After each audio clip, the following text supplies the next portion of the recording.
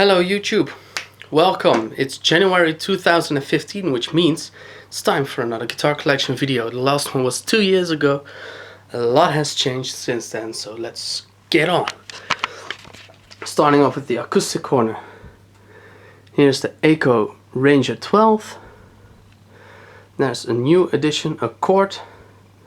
I actually forgot the model, but it's Swamp Ash on the top and the sides and the back. There's a Paloma of the Misses. There's the Artwood AJ 307 CENT, I believe. The 7-string Ibanez. Here's the Ibanez J542, I believe. A 1978 12-string. Beautiful guitar. I love this one. With flame maple sides. That is gorgeous. On the other side, this is the second guitar I ever built. And if you look closely in the first video I did, you could see the body laying around. I was actually building this one, and this body was intended for this guitar, but I kind of failed, so I used all the hardware and stuff on the other guitar, and then later on I bought this neck and decided that I still wanted to resurrect this project. So this is the second guitar I ever built. It's got a special tremolo because it had intonation problems. A student of mine made this one and it works great. Then this is the second one I finished, and the body is actually made from the same pine coffee table as this one and this one. It's the same table. Currently this one is tuned to fifths, and I'll do a demo of that very soon because that's just extremely awesome. It's got knobs to match. Woo. Oh, focus. No, it ain't. Damn. This is the third guitar I made and finished, and it's currently tuned to open C, Devin Townsend style, and it's a great guitar. I've used it on a few recordings now, and it's awesome. This is the first of this model that I've made. Still tuned to F sharp because there's the tension. The neck has some sort of back bow, so I'm keeping the tension on the strings to make it kind of flat and playable. And it works, and it actually is a cool tuning to mess around with. There's the Boel MC7 Tree of Life inlay that I bought from Marcel Koenen himself. Let's take a better look.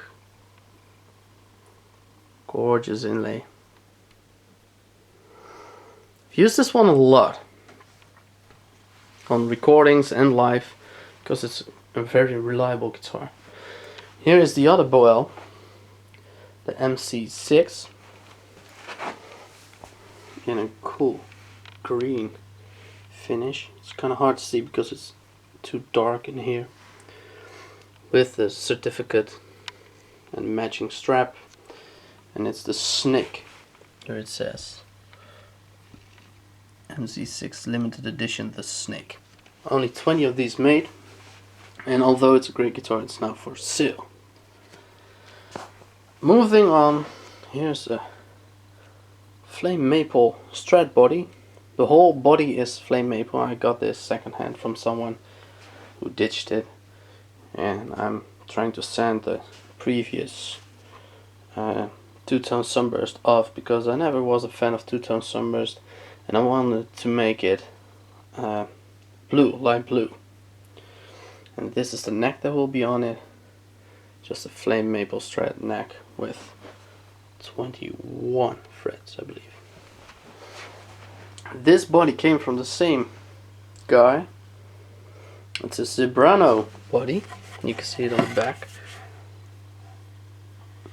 Like a Jackson soloist. with a flame maple top, kind of in two parts, and he did this cool double burst with pinstripes on top of it. Really looks nice, but he never came around to finishing it. So that's my job now. More acoustics. This is the Morgan. It's been used a lot and it isn't used now. So it's in the most horrible tuning probably. Yes, that's what I mean. The Paloma, my first guitar ever. Now missing a string. I never ever use it, but still a cute guitar to have. My second guitar I ever owned. The Alhambra with the completely messed up top. Got it all scraped with a pick. But I still use this one for some recordings. Every time I needed some sort of boxy guitar tone, it's in The Moon Decides and it's in the Sea Life.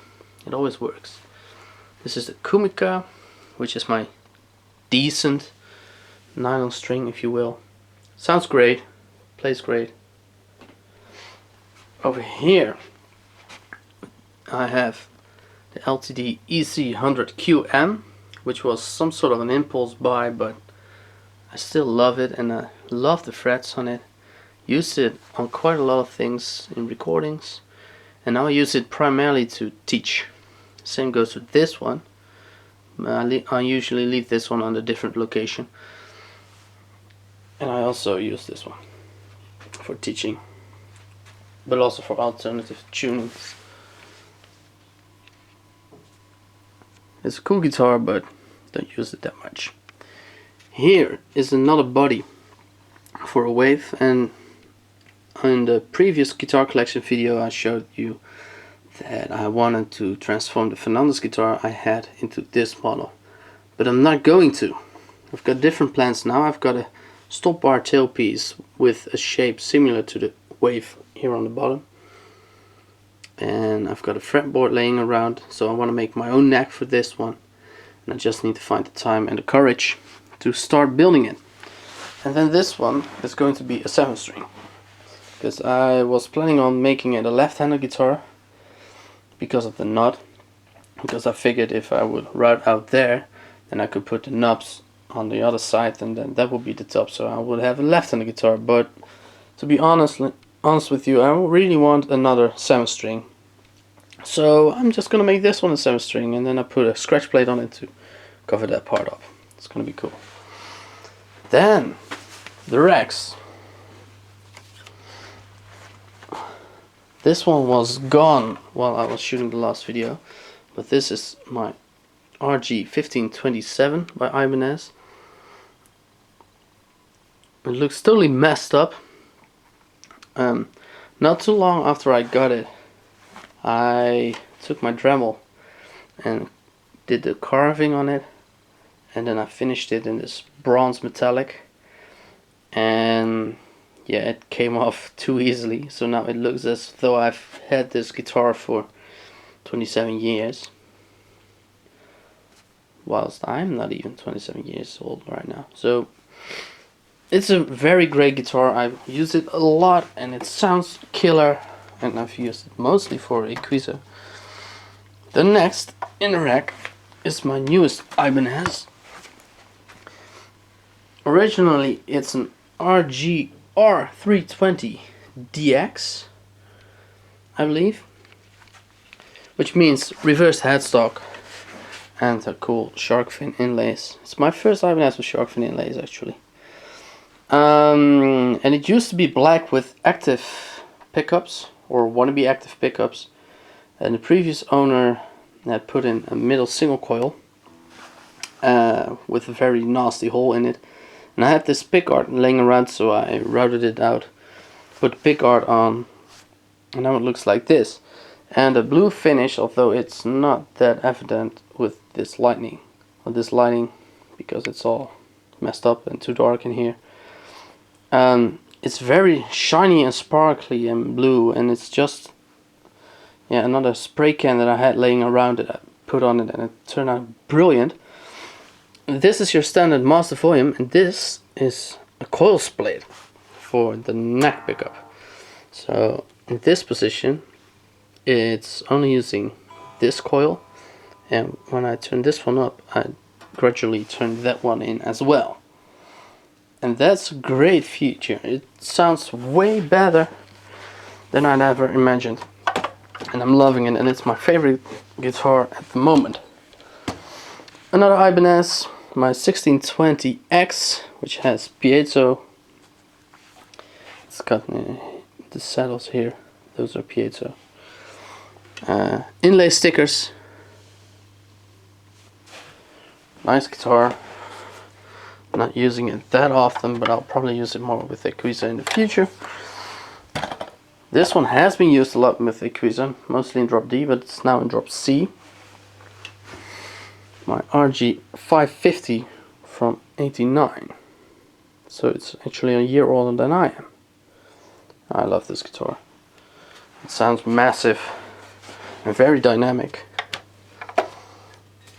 This is the Fernandez. Now I'm with 5150. I thought it would be fun to do a few Van Halen style guitars, so I did this. It's got the stickers with 5150 on it, and it's still exactly the same guitar except for the finish. And at not a final gig, but the gig before that, I got tired of the glossy neck, so I took some sandpaper to it and sanded it down 2 hours before the show. And I should have done it like 20 years before, because it's so good. I really love the feel of it now. This is the fourth and last guitar I made from that pine table, and it's another Van Halen style guitar. Again, it says 5115. The striping pattern is actually kind of like the Kramer 5150 that Eddie used, but it's got a slanted pickup. It's got a Jackson tremolo, which stays in tune very well. And the neck is scalloped, which was an experiment because the neck sucks big time. So it was like, if I ever want to scallop a neck, maybe this is a great tryout. And focus. I'm not really digging it that much. In the high positions it's cool, but not right here. So now I know. And then finally, YouTube has been waiting for this one. The Sustain guitar. It's become a cool guitar. It has a few issues. It had a few issues. My main issue right now is that the humbucker sounds too single coily, and that's stupid. And it still features coil split here, and it definitely sounds thinner when I do it, so it does, yeah, coil split it, I guess. But it sounds too thin, so I have to do something with it. This is the on off, and this is the harmonic or not mode. But I noticed that one mode is always stronger than the other, and when I put the pickup out of phase, and it will be the other way around. So if the pickup was in phase, the harmonic mode was stronger than the normal mode, and then out of phase, the normal mode was stronger than the other way around. So this is a phase switch. So I don't use this switch, I use this switch. So I still have both functions as loud as I want them and as good as I want them. But still, I need to figure out how to get this bad boy better sounding. And this body came from the same oak table as this wave guitar and the same model there on top. So that's a nice feature. And probably also this one. I believe they all came from the same table. Then the first guitar I made from a table. It's the only guitar I made from that table, and the one that started it all for me. Currently it's not used that much, but that will change very soon. Just need to give it a new good setup. Then here is its 7-string brother, which has been used a lot in Acoustic and solo stuff, and it will be used more soon enough. And on the back of this rack, Let's see if I can get it. Here you can see it already. Is the weirdest and an unfinished guitar. This is a backpack acoustic. It's designed by a Belgian luthier. I was at a music school, like a luthier school, where I made this. This was our first assignment, and I ran away screaming out loud because I never liked the design, to be honest, because backpacker guitars are not my thing, and yeah, it's just not my thing. So I went away with an unfinished guitar. Maybe fix it up one day if I find the time for it. This was my first electric, my Jetson Telecaster style guitar. Previous owner made this plywood strap body, and I covered it with a sticker with diamond plate motif just to make it look cool. I don't use it very often, but sometimes I do. My wife's Ibanez SA 260, I believe, flame maple. Beautiful guitar to look at. It's got beautiful single coil tones, so I use it for a lot of clean stuff for my upcoming solo album. My sitar tailor. This one has been used a lot on From Middle to East. It's got the sitar saddles there. And it's got quite a great sound, even though it's a very cheap ass Telecaster guitar. Then my vintage Stratocaster, which has been pimped out since the last time. All the chrome hardware has been replaced by golden hardware. It's got the Floyd Rose, it's got Fender pickups, and it's got the Pearloid scratch blade. And it's got extra features for the sounds, because when I engage this switch, I can also use in this position those two pickups, in the second position all three, then only the middle one, and then again all three in the outer two pickups. So that combined gives me more options, which is cool. Totally unnecessary, but very cool. And this guitar isn't used that much currently, but it will be. Then here, my Boston DIY or Ridgewood DIY Strat kit, which again has been pimped out. It now also features the Floyd, it features the Tortoise pickguard and a Wilkinson bridge humbucker, and the same wiring as the other one. And this one is tuned to drop D flat as a backup for the red Van Halen guitar, and it has been used quite a bit. Here I've got the 12-string Yamaha Pacifica, and I just needed to get used to the sound because I watched my other guitar collection video and kind of slandered the sound, but it actually does sound good. I just need to find my way to use it, and I've used it a lot on the next album. My Fender Music Master bass, which is a great bass. It has been fixed. In the last video you could see the torn up body, but it's now all fixed and it's great. It's a lovely instrument to use. And my final bass, a DIY Ridgewood P bass, tuned to B with fixed strings. And that actually kind of concludes the whole collection, so it's quite a lot, as you can see, with more there, and two bodies there, and a body there, and a guitar there, and a body there, and more guitars there. Probably more guitars will appear soon enough, and I will have a few guitars finished.